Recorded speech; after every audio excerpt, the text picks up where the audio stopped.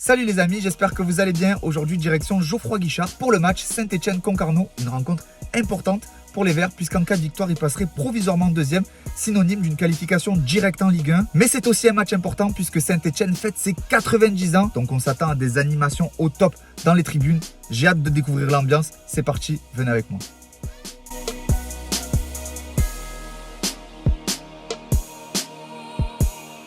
Ça y est, après 3 heures de route, je suis enfin arrivé. Le stade est juste là et vous le voyez, il commence à avoir déjà énormément de monde. Ça change, j'étais venu je crois vers octobre, novembre et le stade était quasiment vide. Là, les enjeux sont différents, il y a beaucoup plus de monde. On fête les 90 ans du club, donc ça va être énorme. Les amis, n'hésitez pas à vous abonner. Vous le savez, je fais le maximum de stades. Pour vous, c'est qu'un clic, vous appuyez sur abonner. Pour moi, ça m'aide énormément. Je fais le tour des stades, je vous fais découvrir toutes les cultures, toutes les ambiances possibles. La semaine prochaine, je serai à Lisbonne. Je vous propose aussi d'autres concepts divertissants autour du foot. Donc abonnez-vous les amis, vous le savez. Et moi, j'ai hâte de rentrer dans le stade pour découvrir l'ambiance que les supporters ont préparée.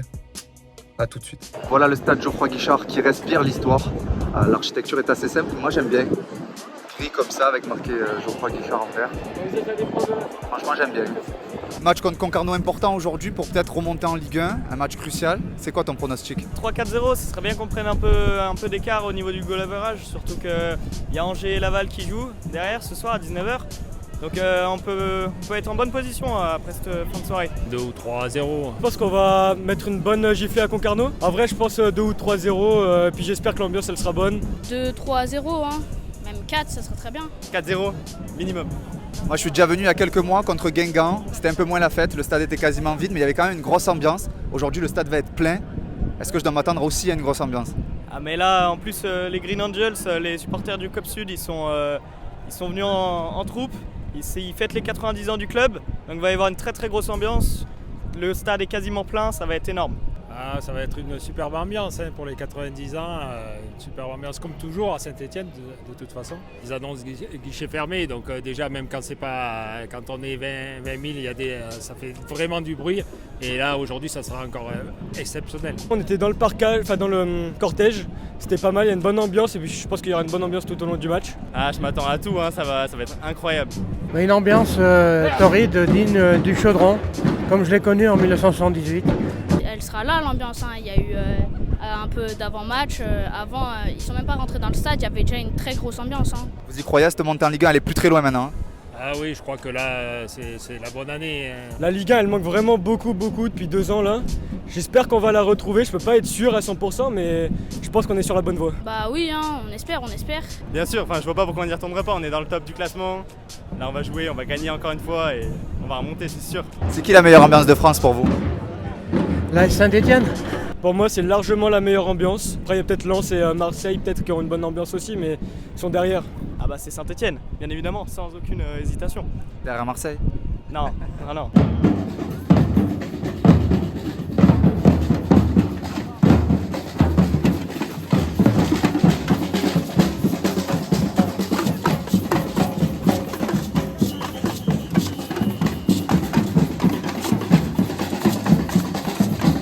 Il y a des stades, il y a des clubs où il n'y a pas forcément de couleur atypique, chacun vient en t-shirt, etc.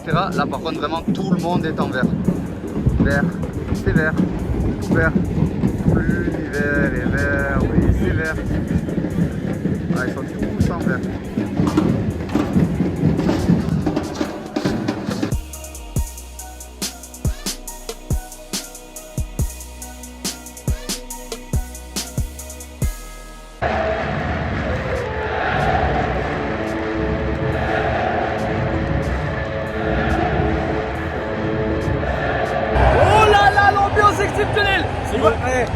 C'est pas l'ambiance du Vélodrome. On va dire ça, toutes les ambiances sont belles, même s'il y en a une qui est meilleure, le Vélodrome. Mais les gars, vous êtes choqués là de l'ambiance pour le moment? J'ai hâte que ça commence. Le truc c'est que c'est l'anniversaire du club. Il y aura apparemment un tifo sur les 3 tribunes. Donc je pense que ça va être vraiment magnifique. Ouais, je pense qu'on va prendre une claque quand les joueurs ils vont rentrer là. Je pense que ça va être quelque chose. Vous avez un petit prono ou pas? Franchement ça va être une victoire de Saint-Etienne. 3-1, ouais, 2-0, 3-0 en vrai. Il faut voir des buts en vrai. Plus de 3-0, moi si je vois pas Concarneau marquer. Mais la victoire est importante, s'ils gagnent, ils passent potentiellement deuxième. En attendant Angers ce soir. Ouais, attention, parce que ça peut revenir en Ligue 1. Vous êtes pour qui vous? Là ce soir, Saint-Etienne. Ouais, Non mais dans le... en vrai, il est pour le PSG. Ouais, Allez l'OM.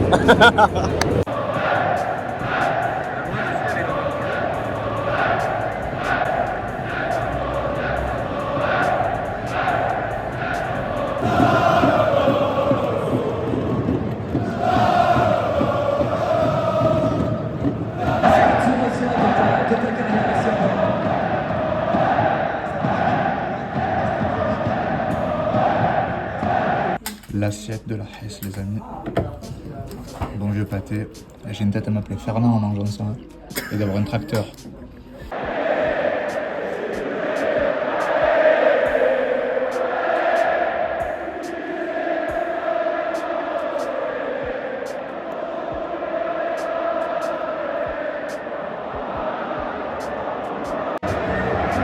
Ah, le Chipo est en train de s'envoler là.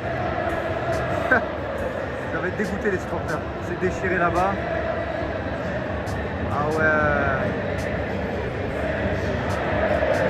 Aïe aïe aïe aïe aïe aïe aïe.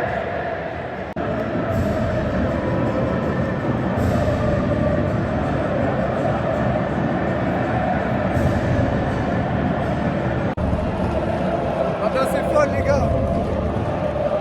Et les Chipos pépites, franchement.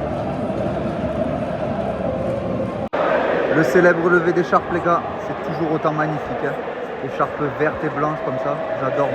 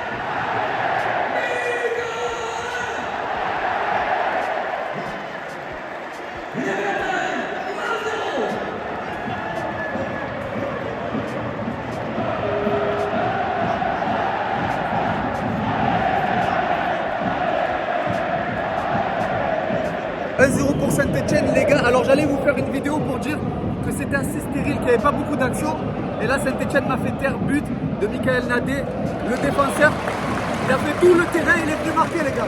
1-0 pour Saint-Etienne et vous l'entendez, l'ambiance est incroyable. Ils se sont tous mis torse nu, heureusement qu'il pleut pas, heureusement qu'il fait pas froid, mais ça fait stylé là, franchement.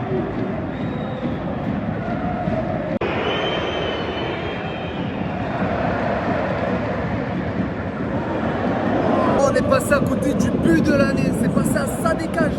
Reprise de volée hors de la surface, on dirait Zidane contre les Leverkusen en Ligue des Champions. Bon, j'abuse, mais c'est pas passé loin.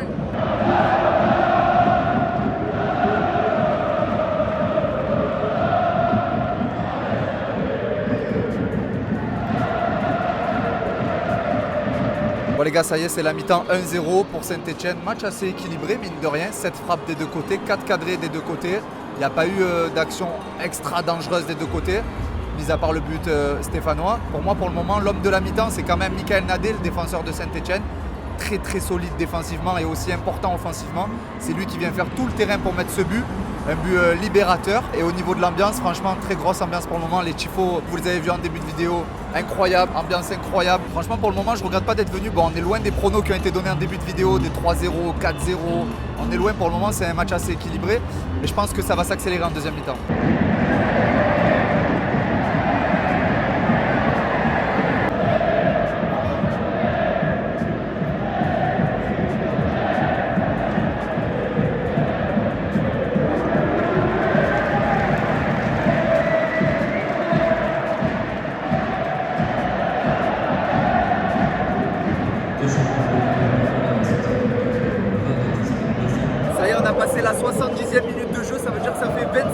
que la mi-temps a repris, la deuxième mi-temps a repris, il y a eu 0 frappe des deux côtés. Là franchement le match est en train de devenir soporifique, il n'y a pas de frappe, il n'y a pas d'action importante, il n'y a pas forcément d'intensité. Il ne faut pas se reposer sur ses lauriers là pour Saint-Etienne. Coup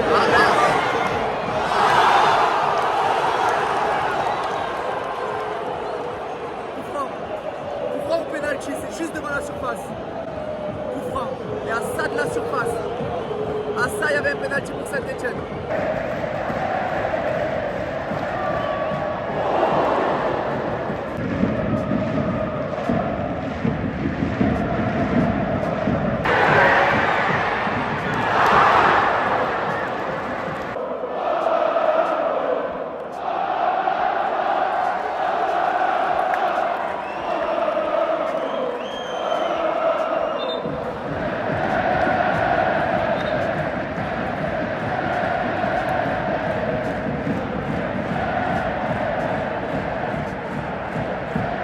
Je peux vous dire en exclusivité où va signer ce coach la saison prochaine. Il va signer en Turquie. Regardez-moi sa coupe de cheveux. C'est obligé. À Fenerbahçe ou Galatasaray. C'est au moins la 4e fois d'affilée qu'ils font ce chant. C'est incroyable. Je sais pas ce que c'est ce chant, mais il est vraiment incroyable. Il y a une ambiance, les gars. C'est totalement fou. Je sais pas si vous la ressentez à travers le téléphone, mais ça fait au moins 5 ou 6 fois qu'ils font le même chant. Je connaissais pas. Et c'est un chant qui se renvoie de virage en virage.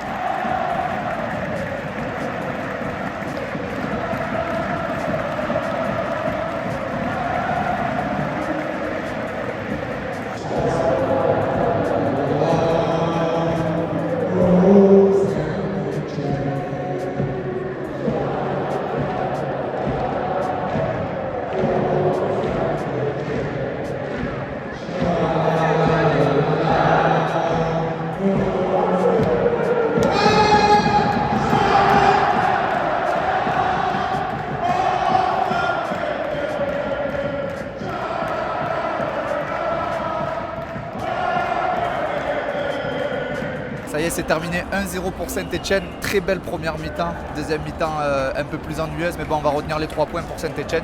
C'est le plus important. Ils sont deuxième provisoirement et donc provisoirement en Ligue 1 l'année prochaine. Très gros match de Michael Nadé. On en parlait en première mi-temps. Il a confirmé en deuxième mi-temps avec des interventions très rugueuses. Larsonneur, le gardien de Saint-Etienne, très très solide.